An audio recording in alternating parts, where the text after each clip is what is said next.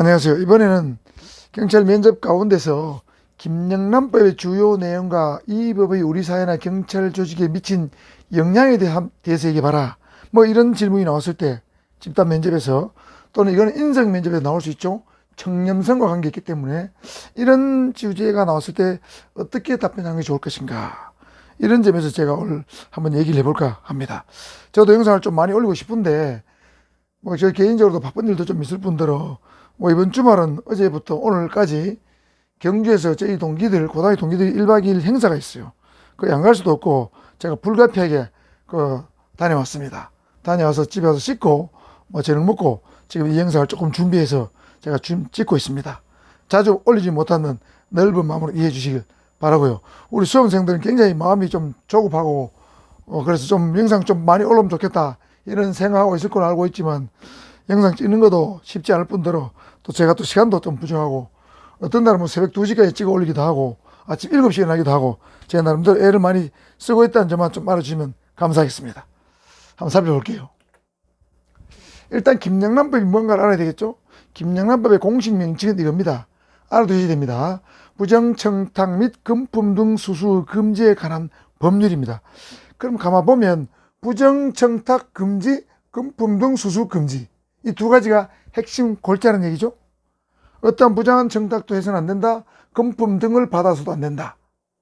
줄여서는 청탁금지법인데 이 법을 최초로 발의한 분이 김영란 씨이기 때문에 김영란 씨의 이름을 따서 통상 김영란법이라고 부르기도 합니다. 많은 공식 명칭은 아니다. 그리고 참고로 이 법은 2016년도 9월 달에 최초로 제정이 돼서 시행이 됐다는 걸 알아두시면 되겠습니다. 그리고 김영란 씨는 참고로 전 대법관이고 전 국민권익위원장이면서 현재는 대법원 양형위원장으로 있는 매우 훌륭하신 성공한 여성분이 되겠습니다. 바로 이분입니다. 자, 남편도 변호사로 유명한 분이죠. 자, 먼저 김영란법의 주요 내용과 우리 사회에 미친 영향을 같이 곁들여서 한번 살펴볼까요? 첫 번째는 특징이 직무 관련성이 없어도 전혀 없어도 일정 금액 이상의 거액의 금품을 받게 되면 그 명목에 관계없이 형사처벌합니다. 수수 금지됩니다. 그 명목이 뭐 회식비든 떡값이든 용돈이든 명목은 아무 관계없습니다. 일정 금액 이상은 무조건 받으면 안 됩니다. 동일인으로부터. 자, 그래서 이 본법 8조 1항에 보면 공직자 등은 명목과 무관하게 동일인으로부터 1회 100만 원을 초과 금액 또는 매 회계연도에 300만 원 초과 금품을 수수할 수 없다. 매 회계연도는 1년입니다. 1년 누적해서 동일인으로부터 300만 원 이상은 초과해서 받아서 안 되고 1회 100만 원 초과해서도 받아서 안 된다는 뜻입니다. 이 8조 1항이 굉장히 중요한 규정이에요. 쉽게 말해서 이 규정은 뇌물에 해당하지 않더라도 형사처벌을 받을 수 있는 그런 규정입니다. 자, 지금까지는 형법에 뇌물죄로만 처벌받았죠. 공무원 등은 직무와 관련해서 대가성 있는 행위를 하고 돈을 받게 되면 뇌물죄로 처벌했는데 이 김영란법의 첫째 특징은 직무 관련성이 전혀 없어도 그에게 금품을 받게 되면 무조건 형사처벌이에요. 이거 100만 원 이상 300만 원을 초과되면. 자, 굉장히 의미 있는 규정이죠. 그래서 뇌물에 해당되지 않더라도 직무 관련성이 전혀 없어도 큰 돈을 받으면 무조건 형사처벌한다. 그래서 큰 돈을 받을 수 없는 풍토를 우리 사회에 만들었다. 이게 가장 큰 특징이 되겠고요. 두 번째 특징은 작은 부정도 사소한 부정도 저지르지 않는 어떤 분위기를 조성하는 데 기여했다고 볼 수 있습니다. 자, 요거는 법 8조 2항에 나와 있는데 이렇게 나와 있어요. 직무 관련자로부터 대가성과 무관하게 100만 원 이하의 금품 등을 받아서는 안 된다고 되어 있습니다. 자, 직무 관련자이면 대가성이 있든 없든 100만 원 이하의 금품을 받지 못하게 되어 있습니다. 만약에 대가성이 있다면 이거는 뇌물죄에 걸리겠죠. 직무 관련성과 대가성이 있다면. 자, 직무 관련자로부터는 대가성이 있든 없든 100만 원 이하의 소액의 금품도 받지 못하게 했습니다. 그래서 지금까지 별다른 죄의식 없이 받아오던 소액의 금품도 받지 못하도록 하는 심리적 억제 효과를 김영란법이 만들었다는 뜻이 되겠습니다. 자, 이건 우리 경찰학에서 깨진 유리창 일어나고도 상당히 관계 있는 내용이 되겠습니다. 조금 더 살펴보면 공직자 등이 고소인이나 피고소인 등 사건 관련자들부터 아무 제의식 없이 뭐 가벼운 음료수라든가 떡이라든가 과일을 지금까지는 받아왔는데 이 사람들은 직무 관련자죠. 직무 관련자이기 때문에 무조건 받으면 안 됩니다. 그래서 공직사회의 낮은 청렴의식을 고양하는 계기가 되었다는 것입니다. 자, 춘천경찰서 사건을 적어놨는데 이 사건은 고소인이 조사기일을 약간 연장해달라는 부탁을 조사관에게 하면서 그 부탁을 들어줬어요.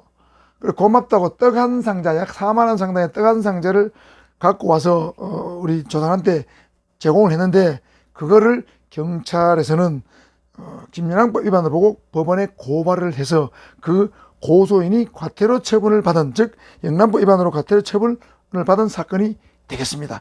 과거 같으면 직원들끼리 떡을 나눠 먹고 아무 문제 없었죠. 사소한 뭐 떡, 음료수, 과일 받았는데 직무 관련자는 무조건 안 된다, 이런 뜻입니다. 세 번째입니다. 공직자 등이 받을 수 있는 선물이나 금품 등을 명확히 구분함으로써 공직자 등의 행동 한계 설정에 기했다는 것이죠. 자, 법 8조의 사망의 이유를 보면 이렇게 되어 있어요. 원활한 직무수행 또는 사교 의뢰 부조 목적으로 제공되는 음식물, 경조사비, 선물 등으로서 대통령령으로 정하는 가액 범위 이하의 금품. 자, 요거는 받아도 된다는 뜻입니다. 영란법의 적용 대상이 아니에요. 받아도 되는 겁니다. 자, 잘 봐야 됩니다. 원활한 직무수행, 사교 의뢰 부조 목적이 됩니다. 그리고 대통령령으로 정하는 가액 범위 이하의 음식물, 경조사비, 선물, 요 두 가지 조건을 동시에 충족해야 돼요. 예를 들면 경찰서 경찰발전위원회 행사를 경찰서에서 하고 경찰서 경찰발전위원들이 경찰서장이나 경찰서 과장 직원들한테 식사를 대접한다고 했을 때 그 식사는 한 끼에 넘어가겠습니다. 3만 원을 넘어서 안 된다. 1인당. 알겠죠? 그 다음에 명절 때 경찰발전위원이 경찰서 과장이나 뭐 서장이나 직원들한테 선물을 할 때는 5만 원 이하의 선물이 되고 혹시 농수산물이나 그 강화품은 10만 원까지만 가능하다는 뜻입니다. 이게 대통령령으로 정하는 가액의 범위 이하의 금액이에요. 그리고 경조사비도 여기 들어있는데 경조사비는 다음 항에서 설명하겠습니다. 네 번째, 우리 사회에 미친 영향입니다. 공직자의 자녀 혼사나 조사 시에 축의금이나 조의금의 범위를 명확히 함으로써 일반인이 과도한 경조사 부담을 해소했습을 자, 무슨 말인가 볼까요? 같은 대통령령 17조에 보면 경조사비는 축의금, 조의금은 5만 원을 넘어서 안 되고 화한, 조화는 10만 원 이하야 된다는 뜻입니다. 자, 그런데 이게 왜 중요하냐면 일반인들이 어떤 경찰서의 과장이나 뭐 구청, 뭐 시청에 공무원들, 국장들, 과장들 뭐 자녀 혼사가 있다, 뭐 조사가 발생하면 이때 부조를 많이 해가지고 뭔가 어떤 혜택을 받으려고 50만 원씩 100만 원씩 하고 그랬어요. 그거를 완전히 5만 원 이하로 줄여놨습니다. 화환조화로 볼 때는 10만 원, 돈은 5만 원이라는 얘기죠. 그러니까 일반인들이 어떤 업무와 관련해서 업무 외적인 어떤 경제적 부담을 확 줄여줬기 때문에 이런 점에서 굉장히 좋은 기여를 했다, 이렇게 보시면 되겠고요. 다섯 번째입니다. 공직자 등의 배우자도 동일한, 방금 봤던 동일한 금품 수수 금지 의무를 명확히 규정을 했습니다. 이것도 8조에 나옵니다. 그래서 배우자에게도 명시적으로 청렴 의무를 부여함으로써 배우자를 통한 금품 등 제공 행위를 근절시키는 효과를 가져왔죠. 최근에는 강주 교육감이 자기 배우자의 김연왕법 위반 행위에 대해서 공식적으로 사과한 바가 있습니다. 배우자를 통해서 돈이나 금품 등을 받는 경우가 우리 사회는 비일비재했었죠. 자, 배우자도 받아서는 안 된다. 여섯 번째입니다. 금품 수수뿐만 아니고 각종 청탁행위 자체도 금지시키는 규정이 법 5조에 있습니다. 예를 들면 청탁행위가 많이 있지만 대표적인 것만 들른다면 각종 인허가, 특허 같은 거, 그 다음에 사람의 인사 관련해서 뭐 채용, 정보, 승진에 청탁을 해서도 안 됩니다. 사건 수사에 대해서도 청탁해서 안 됩니다. 병력 판정에 대해서도 우리 아들 좀 좋은 데 보내주라, 빼주라, 뭐 안 됩니다. 보조금, 정부 보조금, 지원금에 대해서 받게 해주라. 공공기관의 수상, 포상 이런 거, 뭐 대통령 표창 받게 해주라, 5.18 유공자 표창 받게 해주라, 이거 부탁하면 안 된다는 얘기입니다. 다 국가의 업무죠. 그 다음에 각종 재판에 부탁하는 거 안 됩니다.